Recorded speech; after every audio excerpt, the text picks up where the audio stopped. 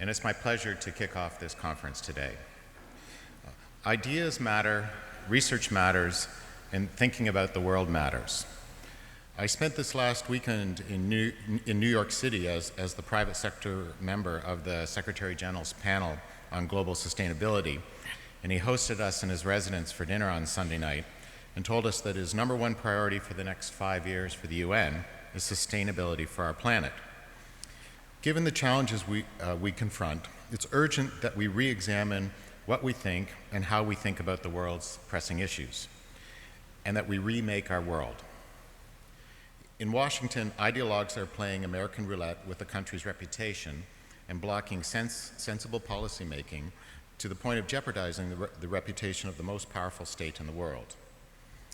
In Europe, the issue of sovereign debt and the precarious health of the banking system has raised doubts about the whole idea of the European Union. The risk of a currency war has increased economic uncertainty and undermined confidence that the world can pull itself out of the economic ditch. The emerging market countries are picking up some of the economic slack, but not all of it. Global cooperation on macroeconomic policymaking remains more aspirational than inspirational, and at the same time, the world's multilateral governance institutions, from the G20 to the Bretton Woods bodies of the UN, are struggling to climb the steepening curve of globalization. Encouraging progress has been made on financial reforms, but is incomplete and not yet able to prevent another calamity. The Doha trade negotiations remain stalled. Global inequity, particularly for youth unemployment and for women, yields very grudgingly to global development. And climate change within our broader sustainability agenda defies our governance imagination and our political savvy. Further, as fractious as the world is economically, it is divided politically. Many major global security issues remain at an impasse. Nuclear weapons proliferation and disarmament remain blocked. International terrorism remains a threat. The Israeli-Palestinian conflict in the UN this week especially festers. Afghanistan and Pakistan remain entangled in terrorism and religious extremism. And the Horn of Africa and the Congo persist in hunger, conflict, and misery. Arab authoritarians are at war with their citizens, and the Korean Peninsula provides tinder for a potential regional conflagration. At many of the world's governing tables, suspicions prevail, disagreements abound, and stasis reigns. And most profoundly, doubt grows that governments or anyone else can manage modern complexity. Such governance failures matter. They matter to me professionally because as co-CEO of a global enterprise, I need to make informed judgments about change, innovation, and risk management. They matter to me on a personal level and to everyone else as well, because we all have an interest in seeing global problems resolved peacefully, equitably, and durably. These are essentially the reasons I committed myself to developing this Center of Excellence here in Waterloo. CG strives to be the world's leading think tank on international governance. The mission we have given ourselves is to conduct policy-oriented research and generate evidence-based advice on critical global challenges. We re-examine how the world governs itself, consider what the world thinks and what it needs to do to make progress. While measurements of impact on such a scale are impossible to make, I nevertheless think we can legitimately claim some success. Most would agree that the work we've been doing on, for example, the G20 has been influential. But this conference is about the future. A 10th anniversary is a good time to consider where we are going. To help us with these reflections is why we invited you all here today. Not to critique our particular programs, we do that constantly ourselves, but to consider the role and influence of think tanks more generally. What is the impact of the digital age on the role of think tanks, indeed on the governments think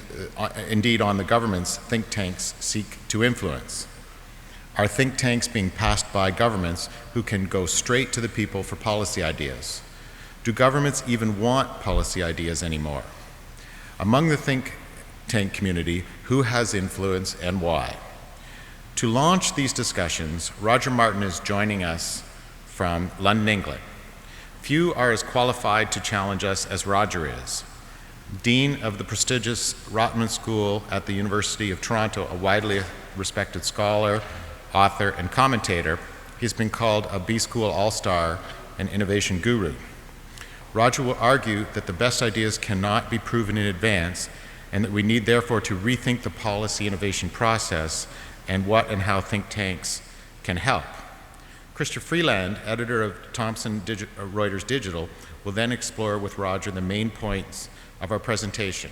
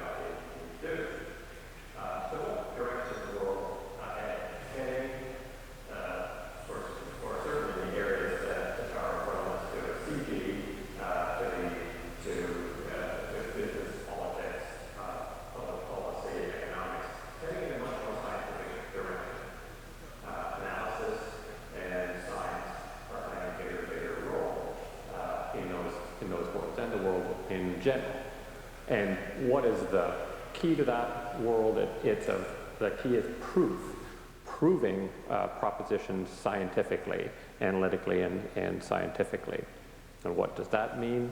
That means proving with either deductive logic or inductive logic. Sort of deductive logic, the logic of a given rule applied to a specific situation, or inductive logic, the logic of looking at a large data set of individual instances and generalizing a rule from that. And where did these forms of logic come from? If we go all the way back, essentially, the lineage is back to the first great scientist in the world, arguably Aristotle, who wrote that 350 BC Hellenic Times bestseller, Analytica Posteriori, which laid down the rules of causality and classification that much of modern science is really built on. But he gave a warning, and a warning I think the modern world needs to heed. At the end of that great opus, that is maybe the most seminal book in all of science, he gave a caveat.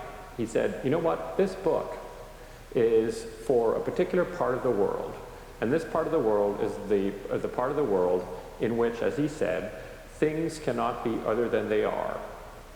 So an oak tree will never be anything other than an oak tree. A piece of granite is a piece of granite. Things cannot be other than they are. And for that, this whole world of causality that I have established is the set of rules that you should use. But there's another part of the world, which is the part of the world where things can be other than they are.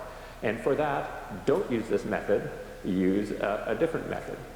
And that part of the world would be the world of interrelationships, of economies, of people, whenever people are involved. And what he said there is that the discipline you need there is rhetoric. And he went on to write a second book, which is much more obscure than the first book, called Rhetoric, where he said that you construct new ideas, new things, new ways of understanding, and in fact shape the world through dialogue. What I think has happened is that we are taking the first part of what Aristotle taught us, the scientific method, and applying it to everything in a way that isn't actually helpful. And this was reconfirmed by a wonderful turn of the 20th century American pragmatist philosopher, Charles Saunders Peirce, who came to the conclusion and made the assertion that no new idea in the history of the world has been proven in advance through inductive or deductive logic. Right? So the two fundamental forms of logic that we use in science, he said no new idea in the world was ever proven in advance using these methods. But he also said there are new ideas in the world, obviously. The world is full of new ideas. Where do those new ideas come from? Well, they come from a form of logic that he called abductive logic. He said when we don't have a deductive rule that we can apply to a given situation, perhaps an anomalous situation that doesn't fit the deductive rule, and there aren't enough data points to say these are the inductive rule, or this is the inductive logic that we can use. We have 1,000 data points, and here's what must be going on. Said in those situations when you have neither induction or deduction on your side, what you do is make what he called a logical leap of the mind, or an inference to the best explanation. And that is how all new ideas come to be, was Peirce's view. But those new ideas cannot be proven in advance using the analysis of deductive or inductive logic. So that in the modern scientific world, when somebody asks of a new idea, prove it, it makes certain that that new idea will be killed, because it simply cannot be proven. And interestingly enough, at least to me, ironically enough, what essentially the person on the end of saying prove it, who's arguing that you must prove it, is actually basing his or her desire for proof on Aristotle, who warned us that for things that can be other than they are, you cannot prove them in advance using the very methodology that he set out in his great book. So I think what we have for think tanks is a world in which increasingly the rule is you must be scientific, you must be analytical, and you must prove it. You must prove it in advance, whatever you are doing and saying. And that is not the source of new ideas. The source of new ideas is logical leaps of the mind. Now, I'm not saying that that doesn't involve analysis, right? Where does that logical leap of the mind come from? Why did Peirce call it a logical leap of the mind, not just a leap of the mind? It's because you use the data that you have in front of you. It just won't be inductively powerful enough to prove a proposition. It won't necessarily follow a deductive rule because you're trying to create something new to the world.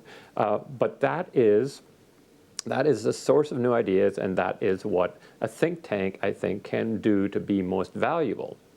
And why is it necessary in this modern world to have such think tanks who are willing to actually engage in those logical leaps of the mind, that abductive logic to which I refer?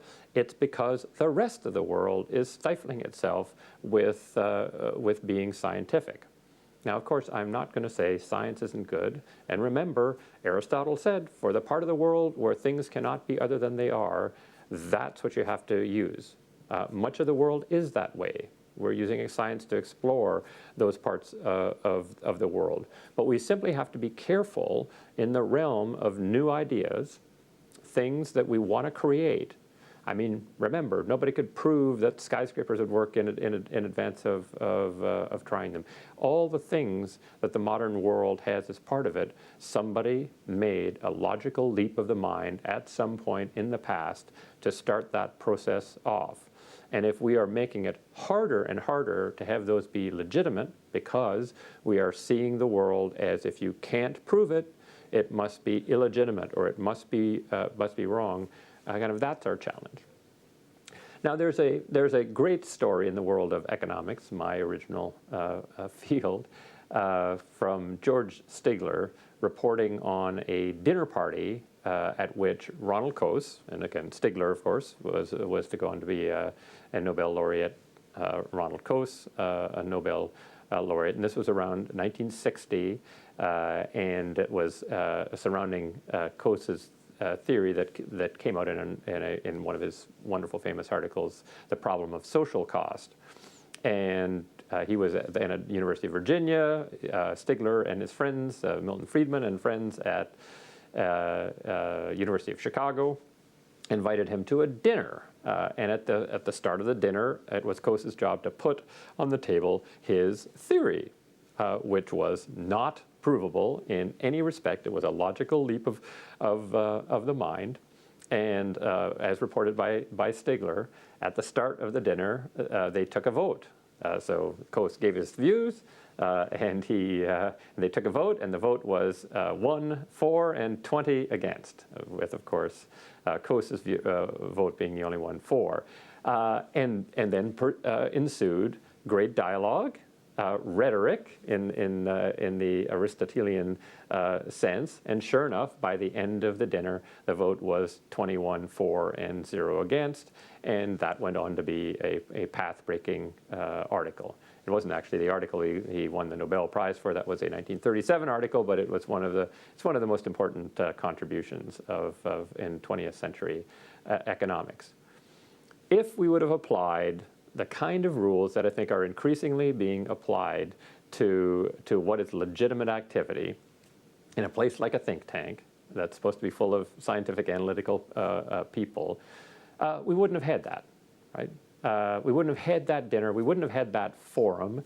We wouldn't have had that way of engaging on a topic that didn't require proof, but required the kind of dialogue that Aristotle talks about in rhetoric, the kind of dialogue that creates something that does not now exist. So I think a place like CG, a think tank that's future-oriented, needs to make sure that it is a place that not only accepts and allows abductive logic, but actually reveres and sees it central to its mission, central to it accomplishing what it needs and wants to accomplish. And that is to create the ideas, right, that science and scientific methods will later prove, because you can only prove something with the past. Any new idea will only be proven to be valid through the passage of time and future events. So a place like CG, if instead of sort of falling entirely in the sway of this sort of scientific, analytic, past-oriented, deductive and inductive world, if it eschews that and says, no, our place in the world has to be to create new ideas, the only way it will do that is to revere abductive logic and the dialogue that is necessary to bring those ideas to life, rather than the analysis that I think strangles those ideas in the cradle.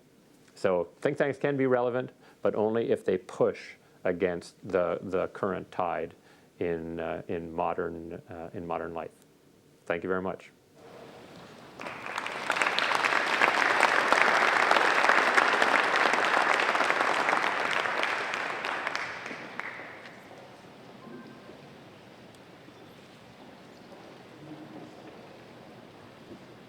Hi, I'm Chrystia Freeland. I'm going to ask Roger a few questions. Can you hear me, Roger? Yes, no, not? I can hear you, Chrystia, Okay, excellent. and good to see you. I can hear you, and I can see you. Excellent. I sort of actually enjoyed the pure audio. It was a voice of God version of Roger Martin, which is kind of the role you play in so many of our lives. But it's nice to actually see you. What we're going to do now is I'm going to ask Roger questions for about 15 minutes, and then we'll throw it open to everybody here, and also to the millions of people who are no doubt following the live webcast who can ask Roger questions.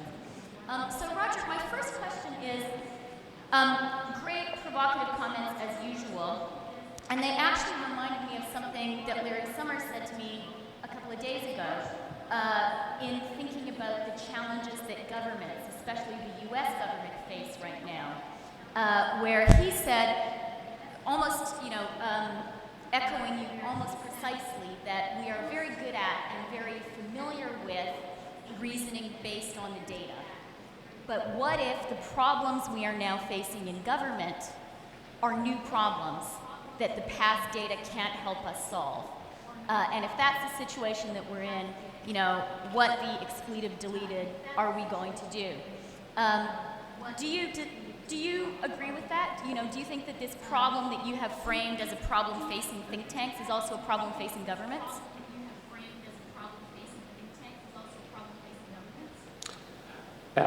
Absolutely, Chrystia, and it warms my heart to hear that, that Larry is thinking along those lines. I mean, I think he has come to that seemingly the same realization that analysis of the past data can only get you so far. I mean, essentially, I mean, it's pretty simple in one respect, right? When you analyze the data to decide what you're going to do in the future, you are presuming that the data set that will be produced in the future will look exactly like the data set of the past, so that it's one big data set, and so the inferences you make from part of that data set are really good for the other part of that data set. Well, if the future looks different than the past for whatever reason, then whatever analysis you did on the past to make inferences about the future is going to be are going to be bad inferences. And I think that's a whole lot of what we do.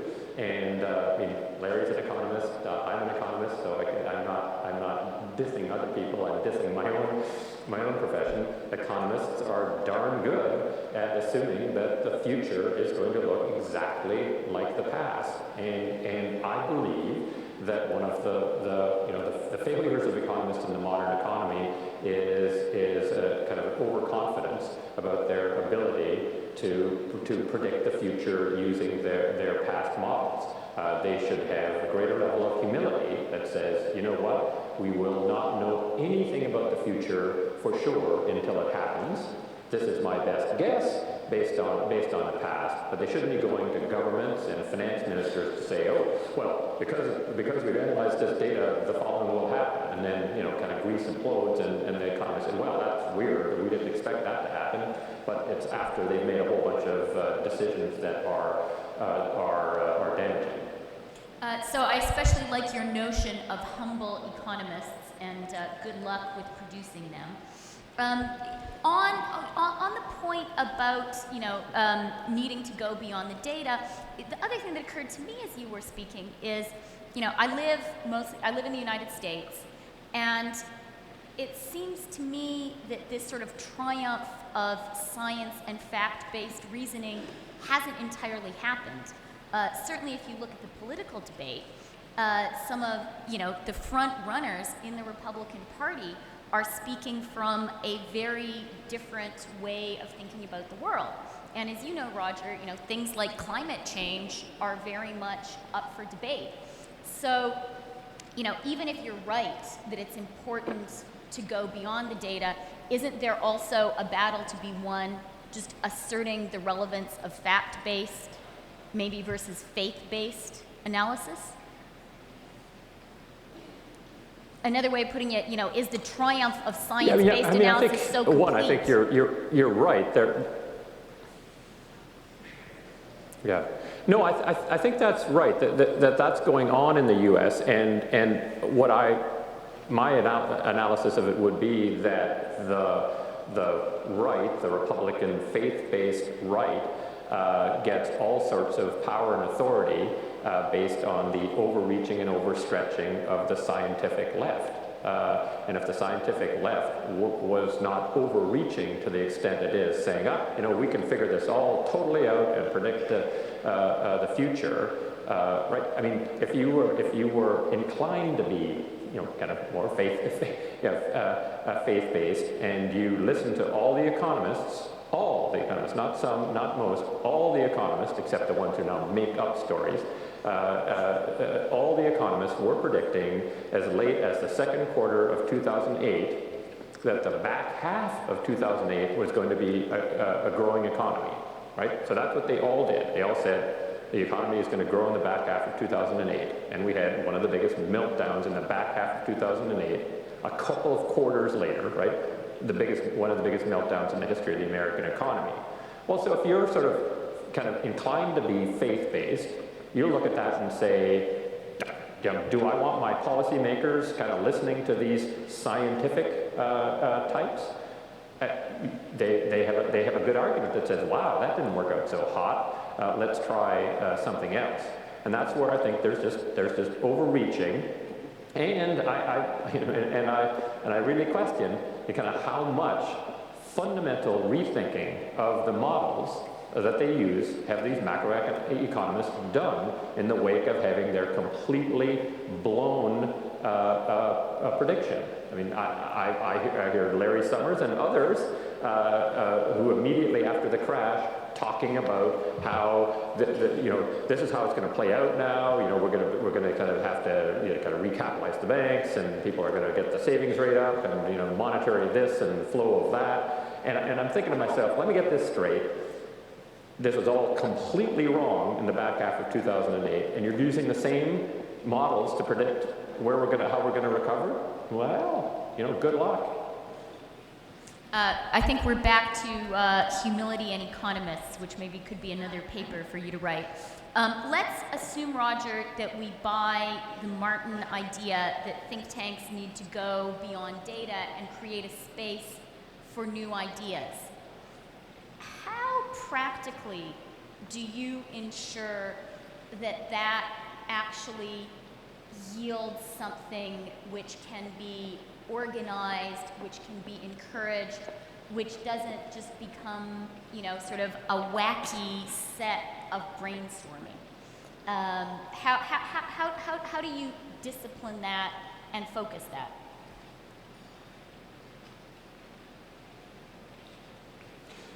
Well, I don't think it's an easy challenge. I think you pose a good question, but and I don't mean to sort of go back and say there was a golden era where all of this happened, but I actually think that's the way kind of much of the academy and think tanks kind of used to work to a greater extent, where you encourage people to put forward ideas that are entirely new or substantially new, and they don't have to, in advance of that, prove it and have the dialogue be about that, rather than the dialogue being about empirical papers that have crunched all the numbers and attempt to prove something about which the numbers can be rigorously crunched.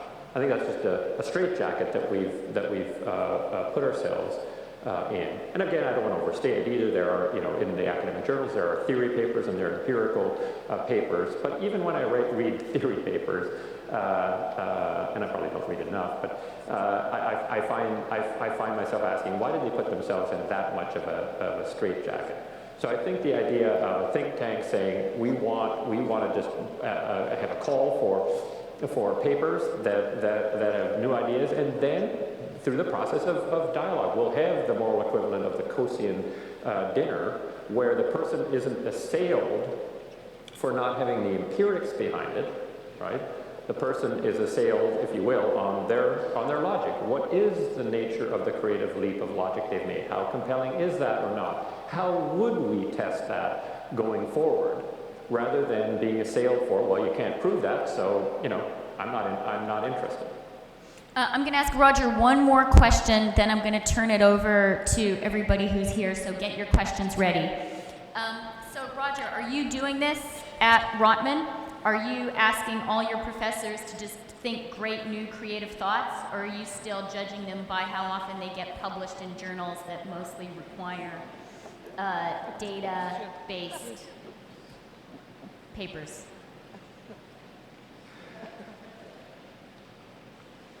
I'm trying to do both, Chrystia. So I'm trying to somehow manage to live in the world in which we live and our academics live and are being judged by other academics, while encouraging the ones who want to kind of break out of that and do kind of different things to be able to do those different things. And thus far, I mean, I'm actually pretty happy with how that's gone. It's somewhat of a harder road to tread for those who are trying to do things that are not as easily and normally accepted in the refereed journals. But I think they enjoy their life, and there are a lot who, especially at the early stages in their careers, want to play the game that they need to play to get tenure and get status in their sector. But it requires a lot of sort of personal nurturing of these folks to kind of overcome the degree to which they're shivved into line by the forces of the academy. Okay, wow, you make the ivory tower seem like a really scary place, Roger. Okay, please, questions? Sir, yeah. Do we have mics for people? I think we need to speak into the mic so that Roger can hear us.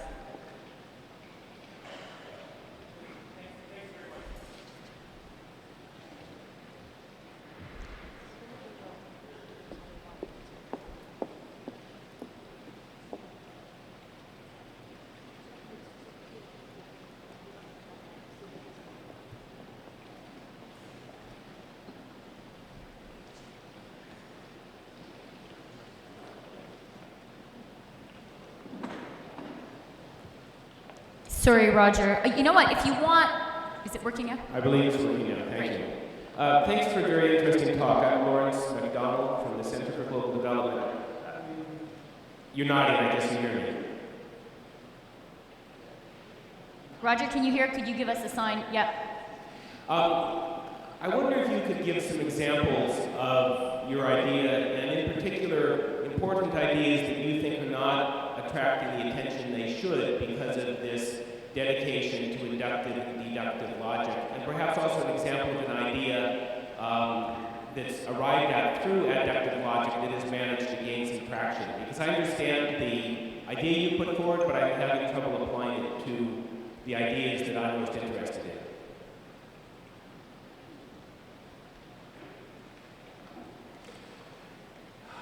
Well, I guess the kind of abductive logical idea, you could use Ron Coase's thought on the problem of social cost. He just went away and thought about it. He didn't have any kind of proof of it, and it is, is now a relatively accepted view.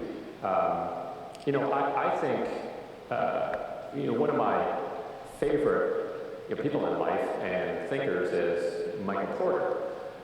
And most of his work that I think is his best work gets largely dismissed by the Academy proper because it is not kind of empirically sound enough. So I would argue that his book, The Competitive Advantage of Nations, was utterly transformative in the way we think about countries competing. But it's sort of widely viewed as well. You kind of only studied 7 countries, and there weren't sort of matched pairs of countries that did this versus this. So it's empirically it's pretty weak. But nice try, Mike. So that's I think the challenge or problem. You get. I mean, there are these big questions, these big kind of difficult questions where there aren't nice, kind of paired comparisons. Here are the 20 countries that are kind of like Singapore, and Singapore did this, and the 19 other countries that are kind of like Singapore did this other thing. Singapore is more successful. Hooray! We can say it's got a good strategy. Sorry, there's only one Singapore. Maybe there's Singapore and Hong Kong, and maybe there's Singapore, Hong Kong, and Macau, so I guess I think that you can sort of divide the world to a certain degree into the parts of it where you can have these large sample sizes of matched data that you can look at in the way that the scientific empiricist would say that's great, and then there's a part of the world that just doesn't lend itself to that. And I think it's in that second part of the world that there are challenges, and I think there are lots of examples in business, right? I mean, if you try to say, well, what's the best way to compete against Google, right? Well, what you look at the 20 Google-like companies that 50 other players have competed against? No, there's Google, and it's new, and you got to think creatively about that. Similarly, what do you do when you've got an American economy wrecked in the particular unique way it's been wrecked right now? What's the policy mix that you have to have? I just don't think that you're going to get the kind of data set that an empiricist would need to demonstrate in advance that a particular set of policy prescriptions are going to be the right one.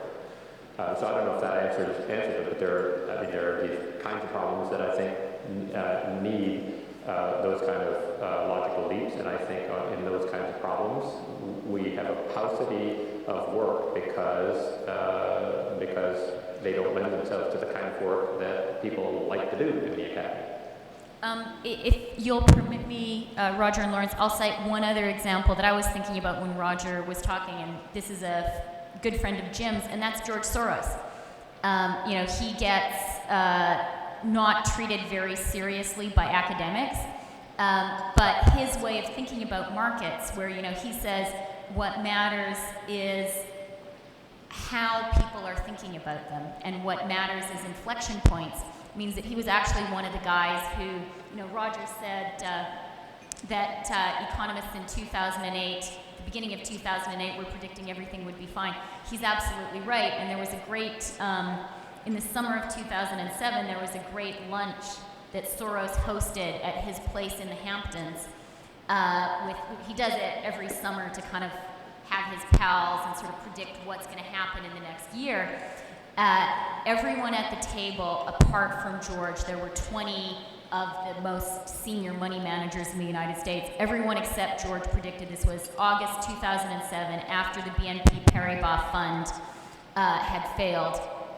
Everybody else predicted it's all going to be fine. It's going to be a slight disturbance in the markets. It's all going to be fine. And George, after that, went back. He said, because everyone is so unanimous, I'm sure the world is about to fall apart. Went out of retirement, went back to managing his funds, and in 2007 and 2008, he was in the top 5 in terms of returns. And that's really an example of someone who was thinking, I think, the way you're talking about, Roger. I'm going to ask you now a question from someone who's watching you on a webcast. Do you want to respond, Roger? Can I just, before we go there, Chrystia, if I can just for a second. And the interesting thing to me is that Soros is a disciple of Popper and Lakatos, two great abductive kind of thinkers, right? He's benefiting from people, from listening very carefully to people who made the kind of, I think, logical leap of the mind about the way the world works that he's now benefiting from. So I think Soros is a wonderful example. Okay, so now I'm glad that it wasn't a bad example. So now a question from Andrew Cardozo, who's watching on the webcast. Thank you, Andrew. Roger, how would you characterize the most useful role that think tanks have played in Canada? What have they added to the world of ideas?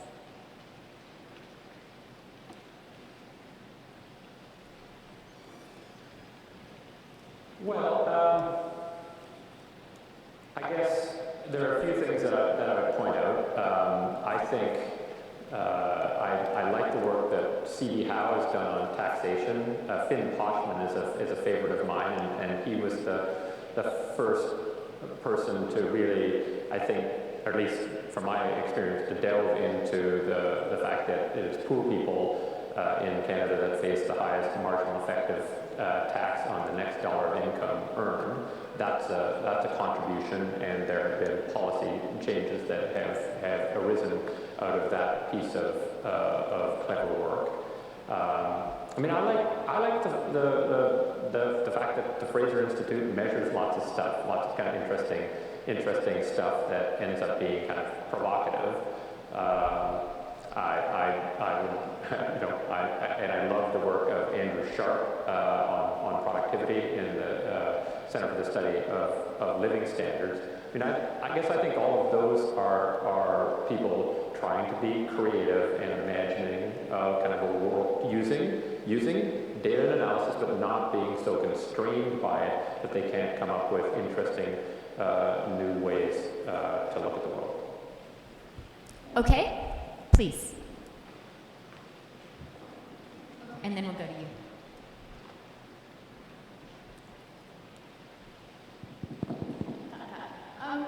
Well, I'm Tim Jenkins. I'm from a London-based think tank called the Institute of Ideas, and I really welcome, I think, what you're saying, Jim. Certainly in the UK, nothing gets into the policy domain without saying the evidence shows. It's evidence-based. This is the kind of really contemporary, exciting discourse that gets you heard.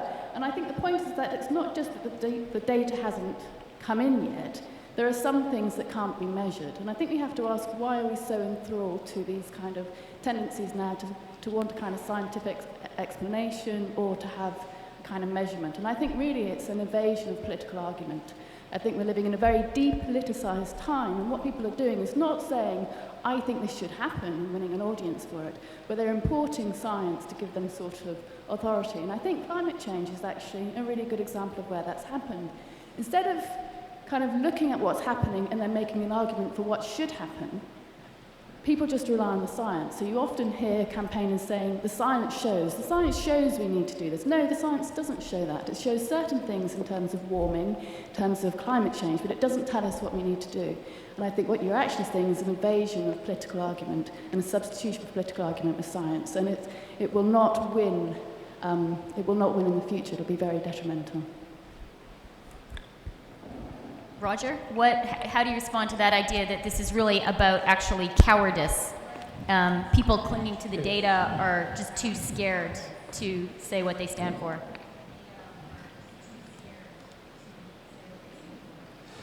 Well, I thought that was a really insightful point, and I like the way it was made, which is this sort of the hiding behind science, in some sense, kind of overemphasizing, sort of leaning too strongly on that pillar when there are moral pillars to lean on as well. So I hadn't thought of it that way, and I think that's a really, as I say, a really insightful point. And I mean, this sort of, Aristotle's a smart guy, and I kind of like the way he separates the realms. And obviously there's a kind of a gray line between the realms. It isn't a pure play, but what the speaker from London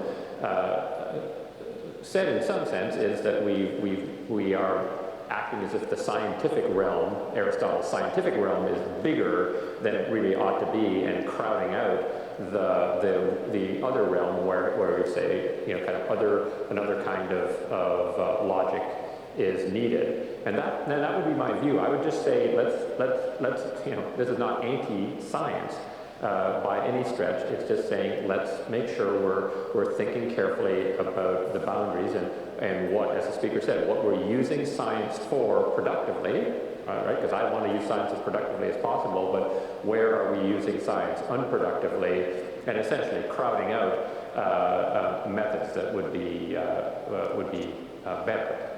And I do think that other realm where we just can't use science the way we'd like to use science in its rote way is gigantic and enormous, and if anything, kind of getting bigger.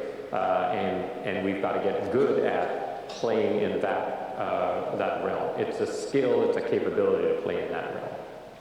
I'm just going to ask you a quick follow-up question to that discussion, Roger. How do you avoid the danger, though? I mean, if you move beyond fact-based argument or away from fact-based argument, how do you avoid being guided by your own partisan convictions or prejudices?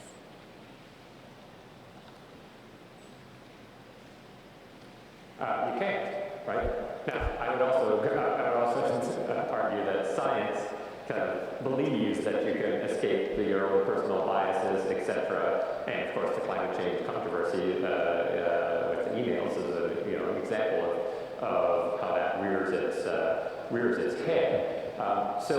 But I mean, my view is not a view. Maybe it's because I'm strategist by original training and practice. Everybody wants their business strategy to be perfect and have no risks and downsides. And what I tell them all is strategy is about shortening your odds. It's not about getting rid of risk. The world is a risky, uncertain place, and so all you can do is shorten your odds. And what I would say is I'd like to see, kind of two things happen. One is we reduce the degree of confidence we have in science and increase the confidence we have in other methods, recognizing that in all of them you cannot predict the future. You'll never get it absolutely right? And this is the Soros from Lakatos from Popper kind of analysis, which is every theory we have and every theory we will develop is wrong and will be superseded by a better theory at some point in the future, right? We believe that Sir Isaac Newton had it absolutely positively right for over a century. Well, people now would say, well, he's got it mainly right, and we should have that view about all of science. Last time I checked, Sir Isaac Newton was a pretty good scientist, and he still didn't have it entirely perfectly right. And, the world would be kind of a sad place if we could get things entirely perfectly right? What would there be to strive for? And what we should be striving for is make things right term each and every moment. Roger, you're moving into philosophy here. Question, please. Hi, Roger. My question is, you spoke about innovation of think tanks, and my question is sort of about meta-innovation and innovation on the role of think tanks. I think that we're moving into a society where you exist as an advisor to government, but the government is increasingly listening to popular opinion. Does your role then shift to be the advisor to popular opinion and to educate the public more and the government less?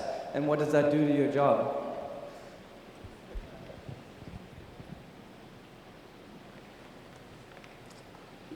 So another great question, and it plays into, I guess, my view. I mean, I'm sort of more with the people than the people's agents. And there's so many times, I mean, I played the public policy game, and there's so many times that people have told me, well, you could never do that. You could never convince the politicians to do that because the people would never go for it. And I just think that's just such a chicken attitude that I can barely stand it. I think the people are good, and people want the best for themselves, their families, their children, and they are open, more open to arguments than they are made out to be. And so I think the role of think tanks should be first and foremost to influence the people. And if they can do that, governments will kind of happily do what the people want. I also think it's helpful because the people only have so much bandwidth for a particular economic kind of issue. They have to live their lives, have families, etc. And politicians or policymakers within the political world can spend more time on the issues that you as a think tank may be thinking about. So I wouldn't ignore them entirely, but I think think tanks have to get very good at communicating to the people if they really want to make change happen. Roger, I just want to challenge you a little bit on that answer, which is, isn't that just not the case? I mean, aren't think tanks, and for that matter, universities, very much part of the elite discourse and really barely connected to the people and to the grassroots discussion? I mean, it might be an aspiration, but is it really happening? And even in the way you were talking about communicating to the people, that doesn't feel to me like being part of a genuinely popular discussion.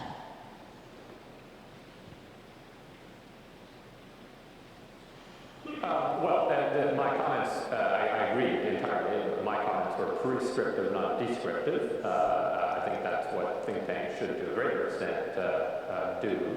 I mean, I mean, this gets the broader issue of what kind of a dialogue you need to have in the modern economy. It kind of gets to one of the thorny aspects of modern life, right? Which is kind of busy people who have got better things in their own view to do than think about kind of policy issues, and policy issues often explained to them in ways that are not very transparent to them or helpful to them or that connect with them. And so you've got this sort of political disengagement that I think is damaging, problematically damaging.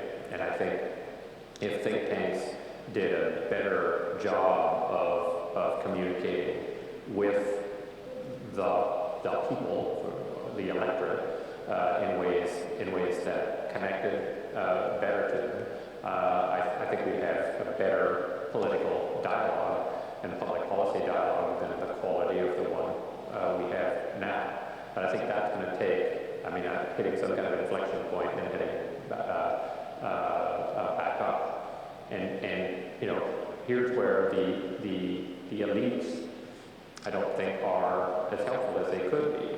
The elites, and again, my native field, economics, tend to speak in words that most people who haven't taken an economics course or educated but haven't taken an economics course don't know the meaning of. And so they're just not going to pay enormous amounts of attention to that. So, Chrystia, that I head up this thing called the Institute for Competitiveness and Prosperity, and we have a kind of a rule that our reports have to be read, be readable by somebody who's intelligent, interested, but has never taken an economics course, rather than, you know, we're scoping down to only people who have taken an economics course and actually can remember what they learned. Okay, thanks, Roger. Another question? What, he's answered your question? He anticipated it? Okay, that's pretty good, Roger. You're now answering questions by some sort of psychic process. More questions? Yeah, over there, please.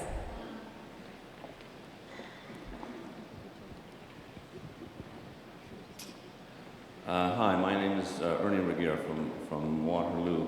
I've got a question that follows up on what I really liked about your talk about the importance of dialogue, the rhetoric. I mean, that was kind of central to it. And I'm wondering about what you would have to say about the importance of perspectives that think tanks bring to it. Jim Balsley's comment made reference to looking for governance solutions that are peaceful, equitable, and durable. Well, there's more than logic in that. There's a particular perspective and set of values embedded in that.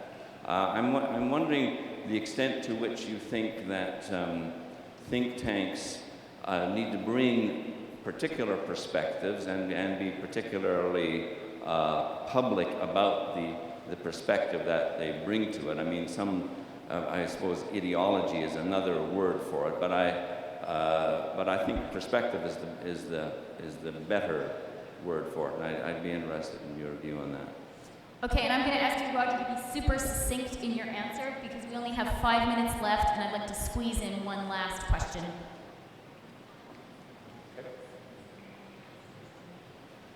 Yeah, perfect. The short answer is yes. I think it's important, and I like the way Jim does it, which is to lay those things out as for all to see, to say that's our perspective, rather than have it be implicit and hidden somehow. You say that's our perspective. And the only other thing I'd say is it's important for a think tank to be great, to have that perspective be able to shift over time, right? If in fact the world changes or what you've learned causes you to change, to say, our perspectives used to be, peaceful, equitable, durable, and now our perspective has changed and we're adding the fourth because of what we've learned. But I very much think it's important to have that perspective, and it isn't entirely fact-based. It's in part ideologically based, and it's part of, in this case, who Jim is as a person. Okay, and last question. Hi, Steve Cross. I'm the media designer here at CG, self-proclaimed representative of the people. I have no academic background, and my question is, how do we engage creative minds outside of academia in a way that can produce true innovative ideas that can be implemented?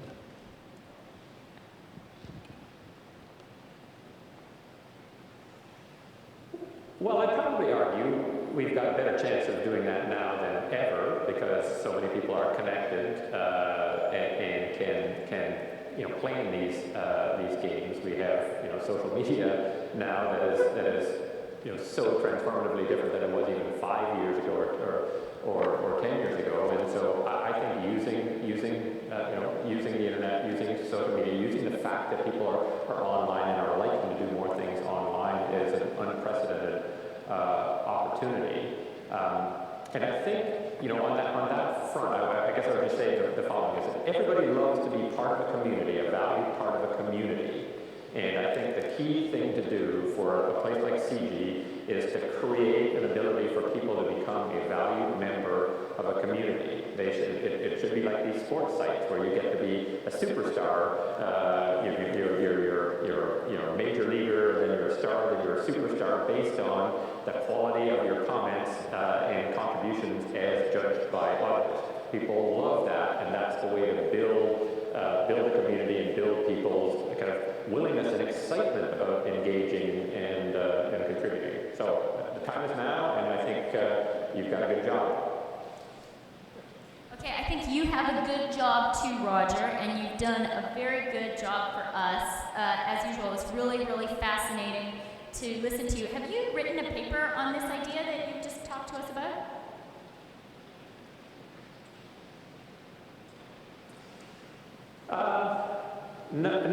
Pieces of it, but not in its entirety. Do you want me to do that? Yes, please. I think we all would, right? Chrystia is a very good editor, so when she says something, Okay, thank you very, very much, Roger. Really wonderful.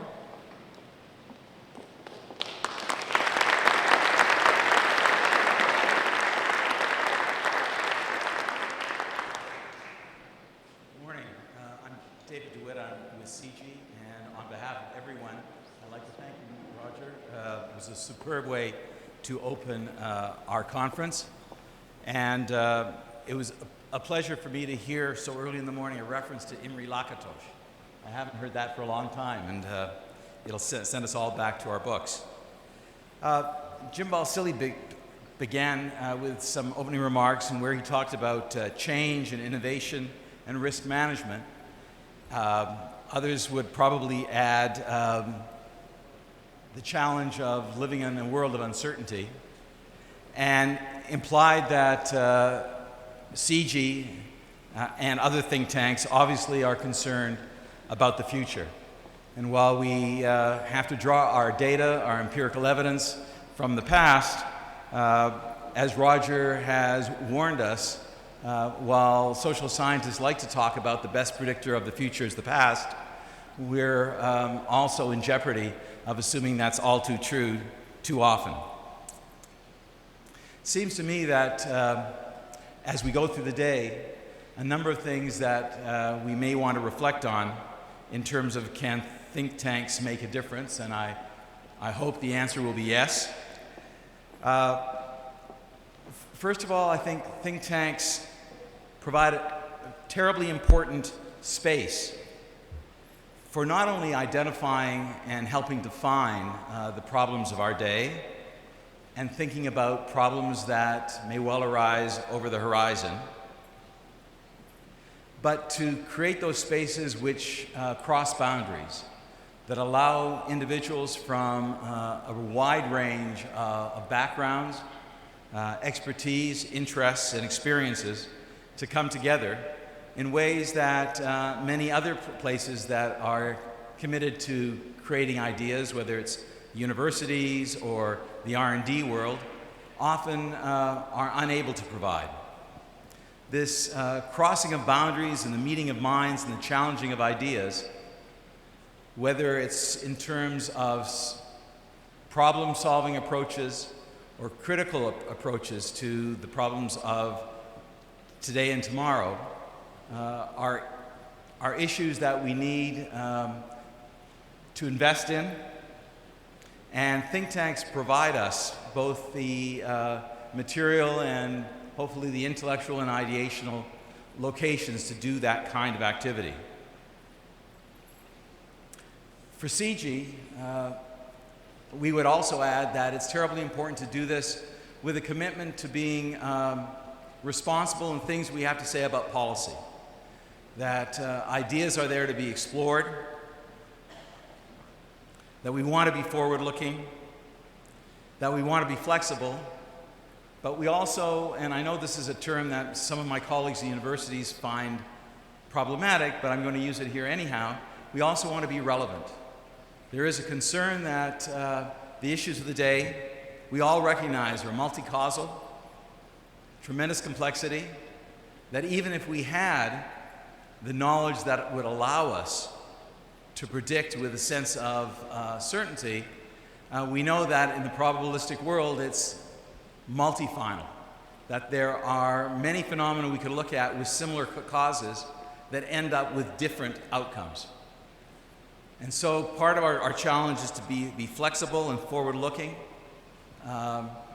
to challenge the dilemma of the hypothetical, but always to do it, at least from CG's perspective, with a concern about innovation, about governance, and about the responsibility and obligations we have in a privileged society to take advantage of the privileged platform to move policy forward. I think Roger's caution about evidence is an interesting one. I don't know really where to take it because we're all tied up in the notion of wanting to work from evidence and yet at the same time looking beyond it and being creative. And so we should probably deal with evidence in a sense of healthy skepticism. And with that, I think we've opened the day to a wonderful first step. I invite you to join me in thanking Roger again, and then to let you know that we'll reconvene at 11 o'clock. Thank you.